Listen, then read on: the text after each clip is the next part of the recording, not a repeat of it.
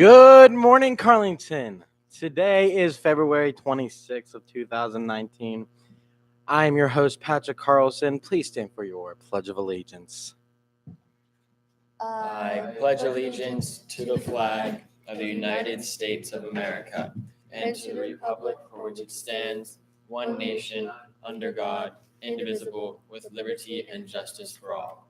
Good morning, Carlington. Today is indeed Tuesday, February 26th. I am Nathan Latta. And I am Rachel Welch. And let's get into it. First of all, the Carlington School District believes in you students, and today we'll get the chance to reflect on all of the ways you know you will be amazing.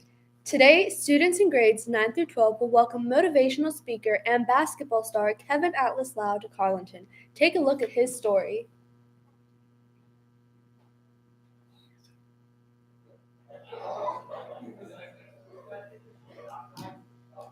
Hi, my name is Kevin Atlas, and I've spoken to hundreds of thousands of students all over the country. I've gained perspective that not many have. I've witnessed schools that students actually like to go to. These schools aren't plagued by bullying and gossip. They're schools that have spirit. They have pride. Is this your school? Because it wasn't mine. For me, high school, it felt like a 4-year prison sentence. For the last several years, I've flown around this country to every single state as a motivational speaker, trying to uplift both faculty and students. I set out to make lasting change and growth. And to my efforts, I achieved it. Helped a lot of people. But to me, it wasn't enough. This is why I've collaborated with Varsity Brands to make this series for you. Believe in You is a 9-episode series where I will take you in the lives of outstanding individuals. A cancer survivor from St. Jude Hospital, Mark Henry, the world's strongest man. The Kohler family from Special Needs and Treats. World's famous stunt double and surfer, Noel Tsunami. My homie Brent from Dude Be Nice. Olympian Allison Schmidt, 4-time gold medalist. If you listen to these stories and you apply what you learned, your lives will change.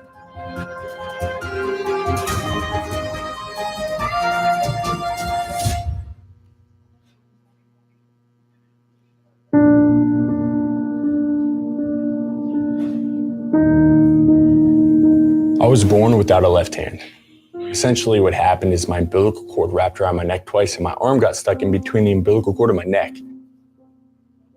Because the cord is wrapped around the neck, it actually can end up being more of a major issue in which the brain suffers injury. Although I survived, I was born into rough circumstances. My parents divorced when I was 4, like some of your parents. It was tough. I was in a split custody household situation and I didn't have much of a home structure.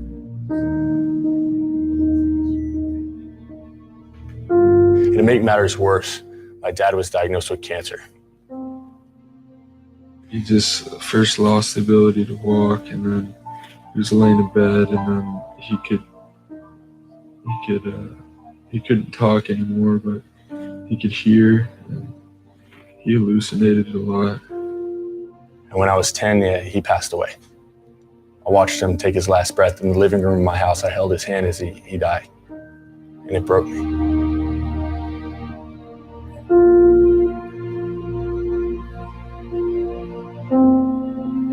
I was 6'4", going into 7th grade, giant creature, shaggy red hair, one arm. I was a sight for sore eyes, and I tried out for the team, and the coach cut me. He told me that basketball is a 2-arm sport and to try something else. I didn't have direction. I didn't believe in myself, but I am a strong believer that it just takes one leader, one mentor, coach, teacher to step up and just change your life, to ignite a spark.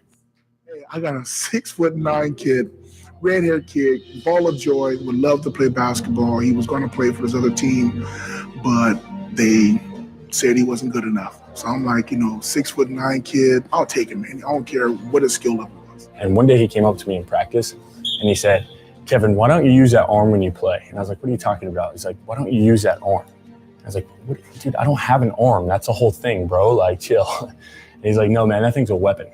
This was what I hated most about my terrible life. I hid it. I was self-conscious about it. I didn't even like looking in mirrors. I avoided them like the plague.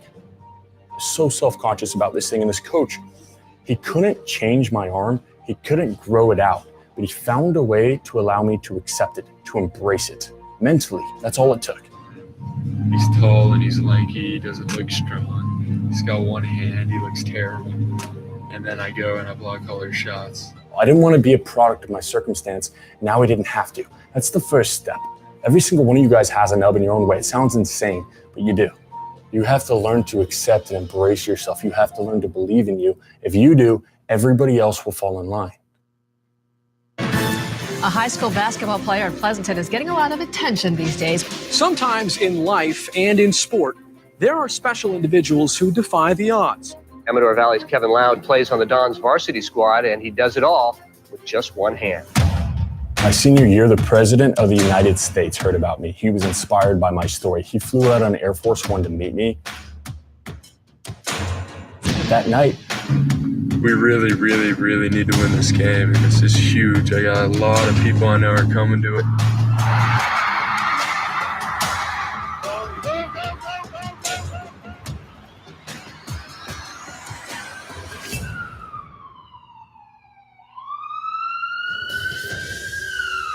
I can't put any pressure on it, and I can't move my foot up or down.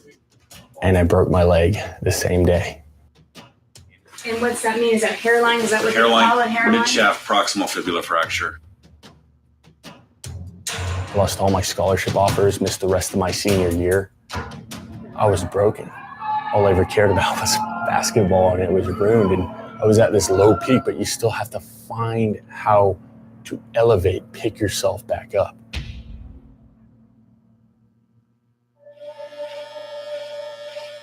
I ended up having to go to a military academy prep school, 5th year of high school. I didn't want to give up on my dream, my ambition to play basketball. I graduated military school, first in class, valedictorian. I graduated college in 3 years as an honor student, taking 40 credits a year. Stupidest kid in town. By the end of military academy, I became the first Division I basketball player. I'm on a full scholarship, played at Manhattan College in New York City. We here at Manhattan College and myself would like to present you with that opportunity.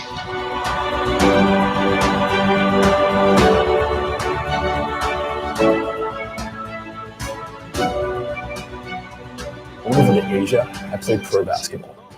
I got to share my story to hundreds of thousands of people out there and inspire and elevate them. You learn to believe in yourself and the world will fall in line.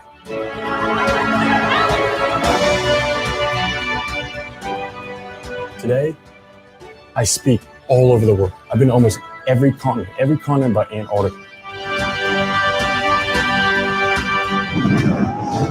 And I get to do this series with you because I have this heart that bleeds for the youth of this country. Because we need to learn to lead. We need to elevate ourselves to be bigger part of something just so much bigger than ourselves. That's how this world changes. It starts with you. If not you, then who? Who's gonna step up? That's what I'm calling. I am Captain Hook and you are my crew. That's what this series is. I'm bringing some of the wisest, successful, most inspirational human beings on this planet into your classrooms for your benefit. These are the answers, the blueprints, anything you want, I'm providing them to you.